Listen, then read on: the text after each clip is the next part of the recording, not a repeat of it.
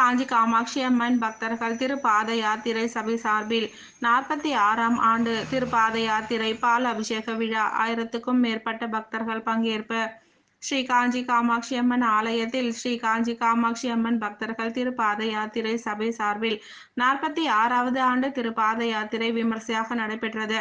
இதில் கடந்த 26ஆம் தேதி வடபழனி முருகன் ஆலயத்தில் இருந்த 1000க்கும் மேற்பட்ட பக்தர்கள் பாத யாத்திரையாக புறப்பட்டு இன்று காலை காஞ்சிபுரத்தை வந்தடைந்தனர்.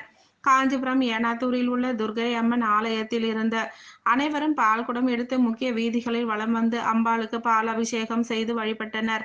முன்னதாக காஞ்சிபுரம் சங்கர மடத்தில் சிறப்பு தரிசனம் மேற்கொண்ட பக்தர்கள் ஊர்வலமாக கலந்து பால் அபிஷேகம் செய்து வழிபாடு செய்தனர். விழா ஏற்பாடுகளை சங்கத்தின் தலைவர் மோகன், துணைத் தலைவர் பொன்துரை, செயலாளர் ரத்தின பாண்டியன், இணை செயலாளர்கள் கண்ணன், ராஜாராம், பொருளாளர் செந்தில், துரை ஆகியோர் விழா குழுவினருடன் இணைந்து சிறப்பாக செய்திருந்தனர். கலந்து கொண்ட பக்தர்கள் அனைவருக்கும் அம்பாள் பிரசாதங்களும் வழங்கப்பட்டது.